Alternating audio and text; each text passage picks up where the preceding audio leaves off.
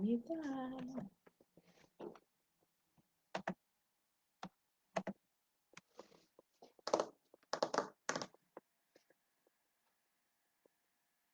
Think we're ready to go. Hey guys, it is Megan with Remax Incline, and we are going to go through our class, Understanding Your Housing Options. Give it a couple seconds, let some people sign on here. Basically, there are a lot of housing options out there, and it's very easy to get intimidated as to what those options are, but it's not that bad when you stop and think about a couple key points, what you're looking for, the pros and cons of each kind of housing, renting or buying. There are just so many things for you to look at when you're exploring these ideas. And even though it can be daunting, it also can be exciting and fun. So I'm just going to talk a little bit about what those are. First of all, you need to understand what your housing options are. There's renting and buying, and then there's different types of housing. So there are obviously pros and cons to everything. And we're going to go ahead and talk a little bit about what those pros and cons are. So I know we've got a couple people that are watching. Right now, we're going to talk about the pros and the cons of renting. I know we've got a couple people watching. Can you give me some pros and cons of renting? Let's go with the pros first. What are your benefits to renting? Anybody? Anybody at all? I can think of a couple right off the bat. Since we do a lot of residential property management, we manage about 350 units here at Remax Incline. I know what a lot of people are looking for and a lot of questions that people ask. So one of those pros is going to be the ability to not have to worry about the maintenance. That's definitely a positive. A lot of times I get questions about, well, how does your maintenance work? Do you have emergency maintenance? How do I get things fixed? That's a big deal because nobody wants to be caught on a Thursday night without having a bathroom that they can use. So those are important things to ask. So you've got maintenance is taken care of. You're not obligated to find somebody to handle it. What are some other positives? Me, Carrie Ellen, no mowing the grass. There's no grass maintenance on a multifamily. A lot of time, if you're in a single family, that lawn care is going to be on you. So that's going to be a pro of living in a multi-unit building. You're not going to have to take care of that grass. Some other things that you're not going to have to take care of if you are renting. A lot of times, you're not going to have to pay if you're in a multifamily building. You're not going to be paying for your heat in the winter. Starting to get chilly at night. That heat's going to be it's going to be controlled by somebody else, but it's also going to be paid by somebody else. A lot of times, if you're in a multifamily, you're not paying your water or your sewage. Of course, there are, the rare occasions where they've got individual meter readers or whatever set up so they know how much each unit is using. But in the grand scheme of things, you're not paying your water. So those are big deals. They can be kind of costly.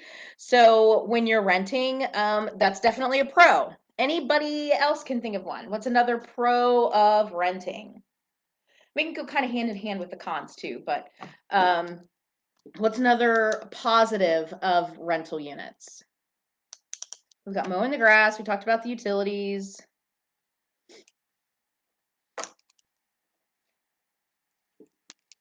Let's see. You might be able to live in an area that you couldn't afford to buy. Which in some up and coming areas, that's kind of a big deal. You might be able to afford the rent on a 3-bedroom single family, but you're not able to afford the mortgage on one.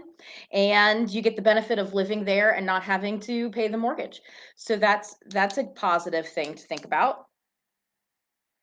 There's less financial commitment when it comes to renting. Yeah, you're paying that monthly rent, but you're not worrying about the taxes. You're not worrying about the property insurance. You're not worrying about that home warranty if you're paying for that. You're not worrying about the cost of maintenance repairs. Some of the cons of living in a rental unit. Does anybody have any cons of living in a rental unit?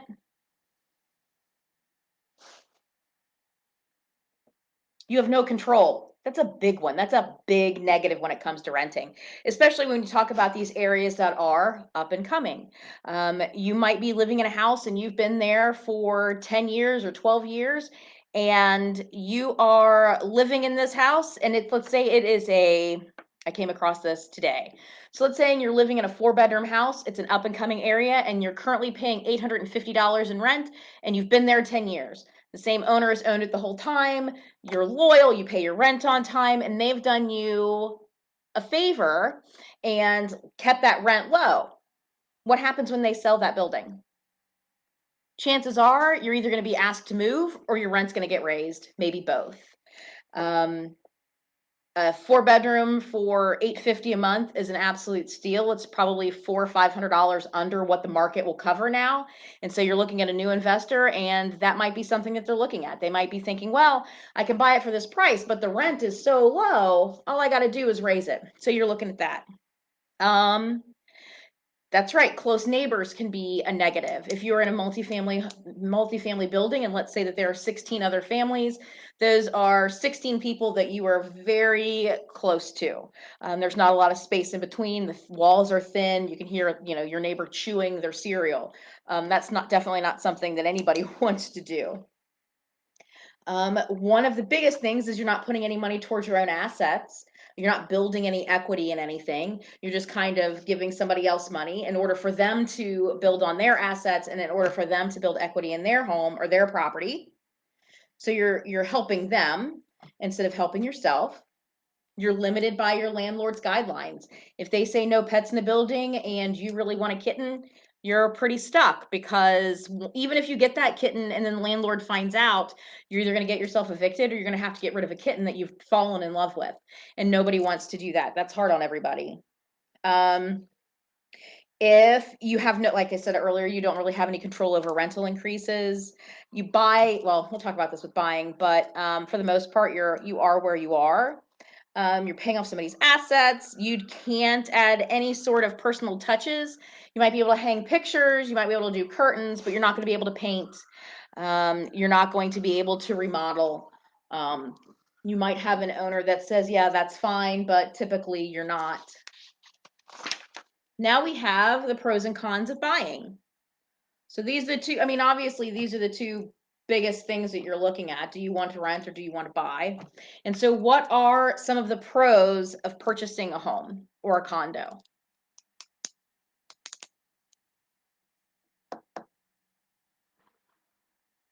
Just like in renting, when we said that you're going to be working on building up somebody's equity, when you're buying, you're building up your own, you're building up your own asset, you're building into your own future, and that's a big deal. There's nothing wrong with renting, but is it necessarily something that you want to do long term? Probably not.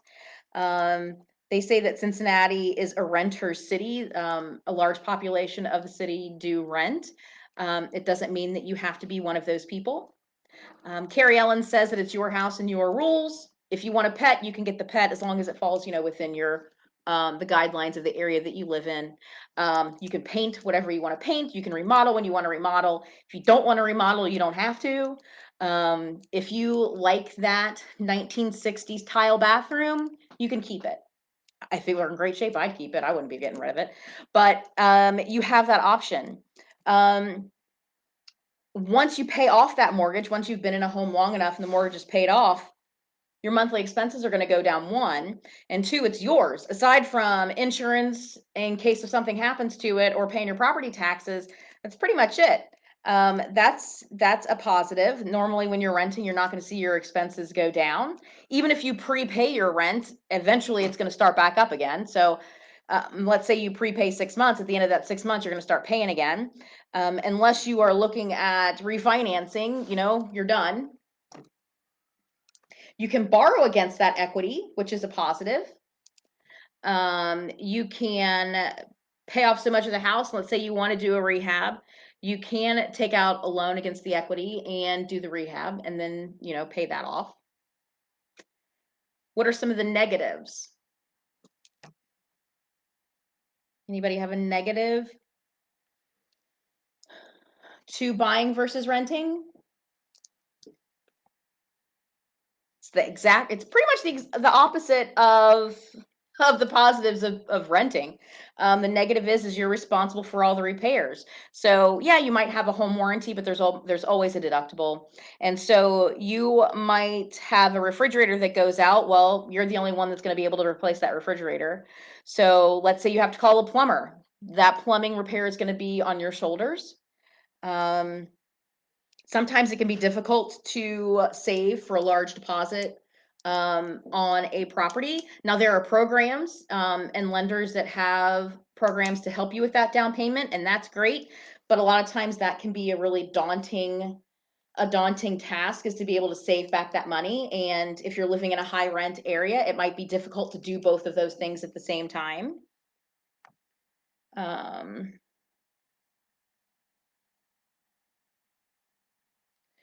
So those are things. There's also budget restrictions, just like in renting. One of the positives is that you can live in an area that you can't afford to buy. Sometimes you're limited by the area because of what your budget is. Now there might be, I have friends that live out on the West Coast, and because I do real estate, I will post listings. I'll talk about listings, and they look at them and they're thinking, "Oh my goodness, that house in my neighborhood would be $500,000." It's the same thing here. It's like you have a house in one neighborhood that you might be able to purchase for $80,000 or $90,000 in the state it's in, but that same house, even across the river, is going to cost you, $20,000 or $30,000 more. It really just depends on where you're looking. So you're going to be restricted by your budget. Um, Sometimes purchase prices are astronomical right now. Things just kind of keep creeping up and up. You're seeing the same thing on the rental side, but you've got those things. Fluctuating interest rates is also listed on here as a con. That is down here at the bottom. It's not always necessarily an issue if you have a fixed rate on your loan. And the affordability of loans during life events. I know that a lot of us have been experiencing those life events here with COVID and the shutdown and everything, but that came on both sides. It was both on the rental side and on the buy side. It's pretty much impacted everybody in some way or another. So those are, some of the negatives of owning. Let's look at what it would look like to get into something. So let's say you're talking about renting. So renting, you got your move-in costs and your monthly costs. So let's say that you are renting a home and it's going to cost you $1,100 a month. Your security deposit is typically 1 month's rent. Occasionally, you'll find someone who is accepting less on the security deposit. On the property management owner side, I think that that's a really bad idea. I think you should always be looking for the full rental amount for the deposit. So that's what you're using to protect your asset. So it's more skin in the game, which means there's more at stake on both sides. And then you've got your monthly rent of $1,100. So you're going to have $2,200 up front to be able to move in for your security deposit, your first month's rent, and then $1,100 a month monthly. Your upfront costs when you're looking at buying, let's say that you buy a home for $85,000 with zero down. Those loans exist. You can get them. I've had them before myself. Your principal and your interest, if your interest is at 3%, is going to be $359 a month, and then you're going to estimate your property taxes and your insurance. Now, the property taxes are going to change based on what your purchase price is, but we're doing this at $85,000. So that's going to be $170. So your total monthly payment is going to be $529. So that $529 is a savings from the $1,100, which gives you the opportunity to put money back in case you do need those repairs. So your initial output is going to be less if you're looking at renting versus buying. If you're looking at buying versus renting, your initial output is going to be less. And I think this estimated to get started, I think is what scares a lot of people out of home buying. And you shouldn't let that happen because it's probably easier than you think it's going to be. And I know that people always have questions about credit and that kind of thing. We do offer a Facebook class on credit, and that should be up and running here again in the next couple weeks, which is really exciting because we get all kinds of questions about it. And I am not a professional when it comes to cleaning up your credit. Yeah, pay things off. That's my advice. So, and I know that there are different formulas for it, and right. So you would want to talk to somebody who does that to be able to help you. Okay. So we've talked about renting, we've talked about buying. We've talked about the pros and cons of each and the potential startup costs for each of those things. So now, once you've kind of decided what you want to do, whether you want to rent or you want to buy, you can rent and buy both kinds. You can, of all the property types, you can rent and you can buy all of them. You can pretty much find everything for rent and everything for sale. So then once you've decided, which way you want to go, then you got to look at what kind of housing do I want?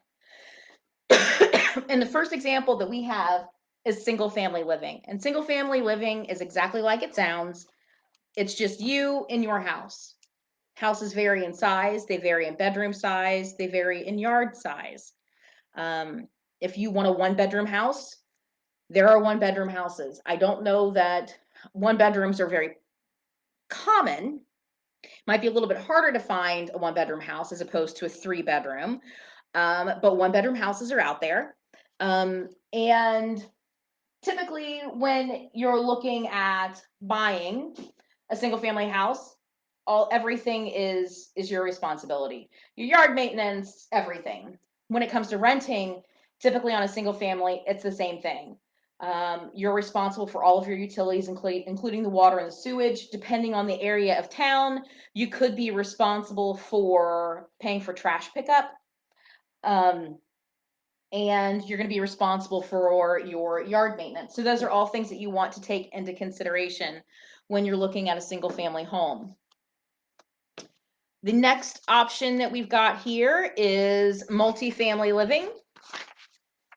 And again, it's exactly like it sounds. Multifamily means that there's more than one family living in the building. And that can be anywhere from a two family to a fourplex. Once you get above four, you're looking more at what they would consider an apartment style.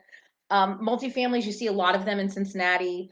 I think of areas like Clifton. A lot of those. That's what this is right here. This is a multifamily in the Gaslight District. And so when you see these big giant houses, a lot of times you'll see two front doors on the front.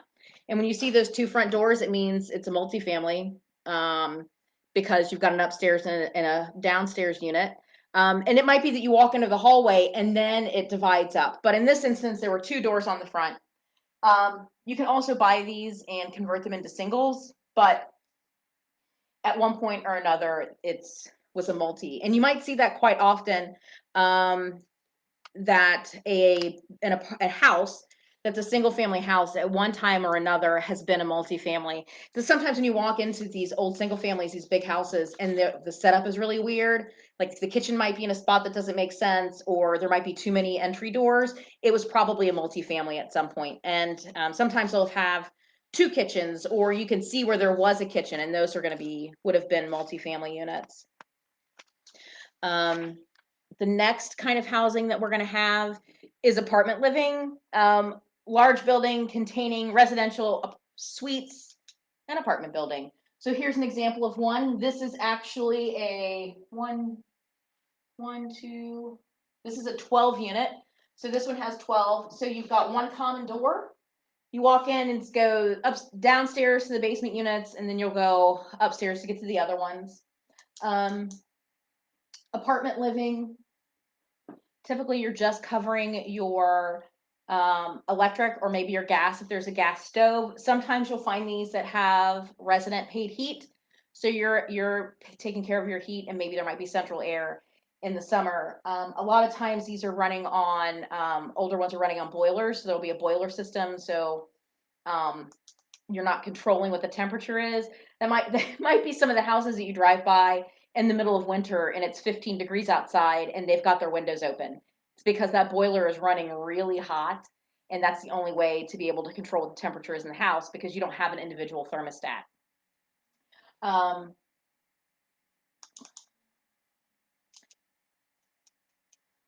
Trying to think what else with apartment living. You're going to only rent what is inside of the door. What's in the hallways is considered common areas, so everybody gets to use it. You might have coin operated laundry in these. You'll also see buildings that are like this, that are actually condos, and we're going to talk about that in the next slide, what the difference between an apartment building that looks like this and a condo that looks like this. So you might drive by a building and think it's all apartments, and it might not be. It could very well be condos. Condo living is a type of real estate that's divided into several units that are each separately owned, surrounded by common areas that are owned jointly. So this building right here, I think there are, in this building, it might have been another 12 unit, but this building right here is going to be condos. And there are two different style of condo. There's an apartment style, which is like this, so everything's on one floor. And then you have a townhouse style. And that townhouse style typically means that there is a first and a second floor, and there might even be a basement, depending on the area of town that you're in.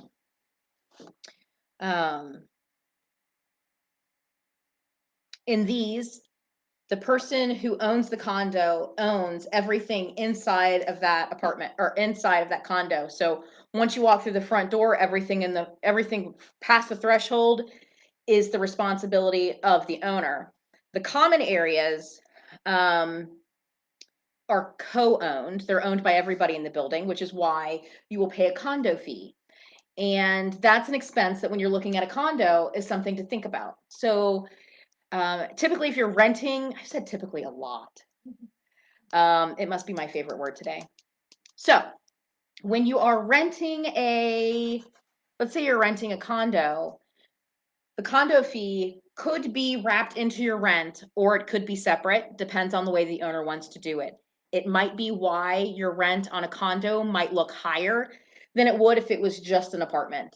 So what a condo fee does is it takes the maintenance of the entire complex. So it's going to look at snow removal costs, trash removal costs, lawn maintenance, the landscaping, maintenance to maintain the hallways, the building cleaners, all of those things, all of that's going to go into an annual budget. And that annual budget is essentially divided up between every owner, and every owner pays their portion. Now they can have additions to that. Let's say that they need to replace the roofs in one section, and they might have what's the word I'm thinking of? And oh my goodness, what's the word I'm thinking of?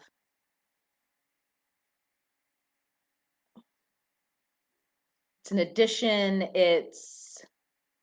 Oh my goodness. What's the word I'm thinking of? No, not an extension. Oh, anyway, they'll add an additional fee in for a short amount of time. So it could be, we need to get the roofs replaced. We're going to add an additional, $50 a month for the next 6 months to cover the cost of the roof. An assessment, that's what it is. They might have an additional assessment, and that will cover the cost of the roof. So it really depends on the way the condo rules are written or the complex rules are written. It could include, I've seen associations where it included painting decks. It's going to include things like painting your front door. The other thing to remember is that there are going to be a lot of rules associated with that because they try to keep everything looking the same and at the same standard. The benefit to that is that it means that your neighbor's house that directly impacts the value of yours is not going to be able to bring down the value of yours because they don't keep in front of their door clean, because they keep, trash and junk and whatever all over their balcony or their patio. Somebody's going around and going, you need to go clean that up. And if they don't clean it up, then there are fines assessed. So those are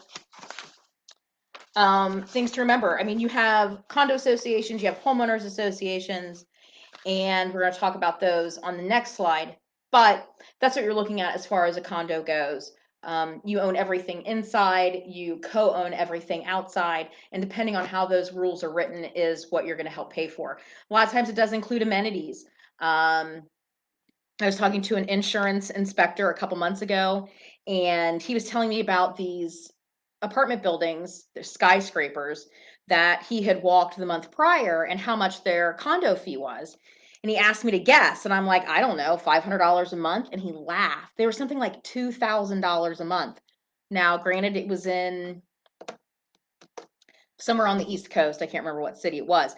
But the amenities included, you've got a doorman who meets you at the door, lets you in. It included valet, which is great. It included a dog walking service.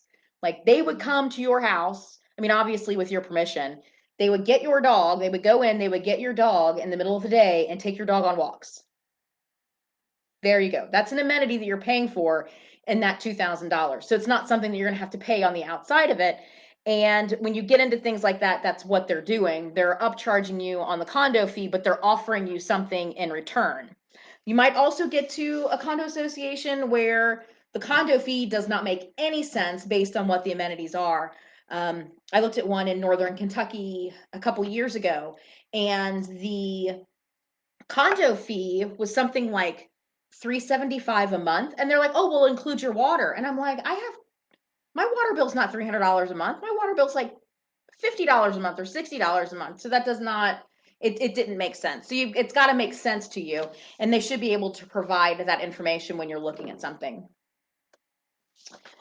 The next group of housing we've got are PUDs, land dominiums, and new construction. A PUD is a planned community. They're operated by an HOA. Everybody's going to contribute either monthly or quarterly, just like the condo fees. A land dominium is a residential property in which the owner owns both the home and the land on which the home is built. And then you've got new construction, and that might be a brand new neighborhood that is just in the development. So let's talk about land dominiums. Land dominiums are pretty popular. So I'm in Northern Kentucky. There are areas where land dominiums are extremely popular, especially for people that are downsizing. They've raised their family is, their children have grown, they've moved out, they have their own families, and they don't want that big family home anymore. They're bordering on retirement, and they're looking for something. They still want the space of their own, they still want their own yard, but they don't necessarily want all of the maintenance that comes with it. And it allows you to potentially get onto one level. We also call them patio homes. We call them patio homes more than land dominiums over there. But you're still looking at, even on this land dominium, your HOA fee will most likely still cover your landscaping and your lawn care. So you own the home, you own the land that the home sits on, but somebody else is still maintaining it. Now you're paying for it. Sometimes even on these patio homes and land dominiums, the HOA still covers the roof. The roof is still all lumped into what the homeowners association is charging. And that can be, these planned urban developments can be a combination of condos and single families and the land dominiums. They don't have to be just all of one. You can see a combination of all of it. New construction, it is exactly what it says it is. You can have new construction with an HOA. You can have new construction without an HOA. I've lived in an HOA one time, and I would say for the most part, it was a pretty great experience. The neighborhood was great. Our HOA was pretty low, but that's because it was a large amount of homes, so it wasn't too bad. But our HOA included a lake that you could ski on. So if you had a boat, you just take it down to the boat ramp and you could ski. Community pool, clubhouse, all of the snow removal, all of your trash, and included round the clock off duty sheriff's department. They were always there. So it included security, included all of it. And so to us, it was worth it. Only one time was it a pain, and that's because we got a warning because our garbage can was sitting in front of our garage instead of beside our garage. That was pretty annoying. But other than that, it wasn't. And my neighbor behind us had a pig and that lived in the backyard. And finally, somebody turned him in for the pig. It wasn't us, but somebody else did. So, and those are the things that you're looking at. Everybody is held to the same standard as far as the exterior of their home. It didn't go so far as to tell you what color you could paint things. It didn't have like approved paint schemes or anything like that, but it did have standards as far as how many, trailers you could have sitting on the property. So if you had a boat and a trailer, you couldn't have both sitting at the front. You could have a boat that sat at the front, but not the the trailer or whatever. So it really just depends on where you are. So your things to consider when you are looking at buying versus renting are your maintenance and your upkeep cost. Are you at a point where you're ready to take that on? Even if you buy new construction, you may still be looking at maintenance costs. New does not mean perfect. A lot of times those things are still covered under warranty, but again, those are things that you're going to have to deal with. Pets, whether or not being able to have a pet is a big deal to you. We have some individuals we talk to, and we're like, just so you know, you have to have permission for a pet, and they're like, well, I don't want a pet anyway. So it's not everybody are pet people, so some people don't care. As far as your freedom to decorate and upgrade, to some, being able to put your own personal stamp on something is a big deal. A lot of time, well, it really just depends, but the majority of owners are not going to let you paint or redo flooring or anything like that. So those are things to consider. The length of time you plan on being in an area. If you are, this is one of the benefits of renting. If you're new to an area and not really sure where you want to live or what you want to do, it's nice to be able to go in and kind of try out a part of the city. And then you've only got a 1 year commitment. And then if you want to try a different area, you can. Or you get in there for a year and you're like, this is definitely where I want to be. If you only plan on being someplace short term, let's say that you have a contract with a company and that contract is only a year or 2 years, it might not be worth it for you to buy. You might prefer to rent because of that. The size of the property versus your needs. If you don't want to maintain a single family home and worry about mowing the grass, there's nothing wrong with a condo or an apartment. I have people ask me all the time if I think that it's silly that they'd be interested in a condo, and I don't know why it would be. Um, if you work a lot of hours or you have a lot of hobbies and you don't have the time or the energy or the desire to mow the grass, or in my case, have children that will do it for you, um, it might not be something you want to think about. It might be that you want a home and you don't really you want a single family home, but you don't want to maintain the grass. Land dominium it is. So really, there's so many options out there. It really is just deciding what is the most important to you and what you could live without and what you have to have. The other thing to consider are your long-term goals. If you want to build equity, if you want to, um, have a place that after you pay it off in however many years, 20 or 30 years, that it's yours and you don't have to worry about anybody telling you to move, then by all means, renting is probably not going to be your best bet. We work a lot with investors, and we have investors that will buy properties that have been occupied by the same family for 11 or 12 years. And that property gets bought and that tenant is asked to move. And so that family home that they've been in for, the majority of the life of their child, they now are being forced out of. And that's not going to happen if you buy. And so if you know that you're going to be in a place and you're going to put down roots and you're going to be there for a long time, maybe after a year or two of renting, get yourself into a position where you can look at purchasing. The other thing is price and resale. If you buy a house for a certain price, are you going to be able to sell it, and be able to get out of it? If, you know, let's say you purchase a home and, heaven forbid you lose your job and have to relocate, is it possible for you to sell where you are, um, in order to be able to do that? And some people aren't. Sometimes people will be upside down and alone. So you need to make sure that when you're buying smart. You're not overbuying. And that's not just like buying more than you can afford. That's paying more for a home than the home is worth. So those are all things that you need to take into consideration, when you're looking at whether or not you want to buy or you want to sell, or buy or rent, and what exactly you're looking to do. So I think that is about all I have for tonight. I still have a couple people on. Does anybody have any questions about anything that we've talked about? I mean, there's a lot of things that you can talk about as far as where you want to go and where you expect to be and the goals that you have in mind. And I think that the easiest way to get started is really think about where you want to be in 5 years, or even 2 years. Stop and go, well, do I want to still be renting? Do I want to get into this area? Do I really want to buy, but my credit score is not going to allow me to do that? What are the steps that you need to take?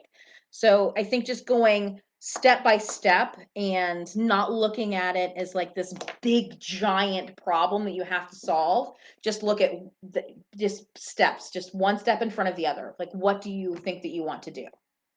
Um, don't shy away from either. Obviously, we would like to see everybody to be a homeowner because I think it's a good thing.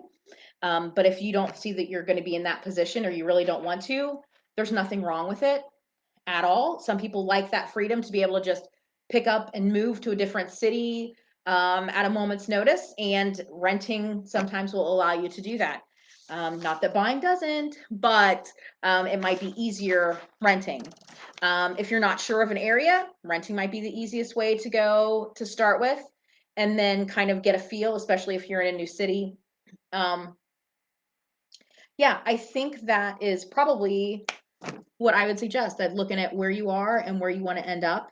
It doesn't have to be anything cosmic. It doesn't have to be, 20 years down the line. It could just be the next 6 months or next year. So if you've got any questions, feel free to reach out. My contact information is in the comments.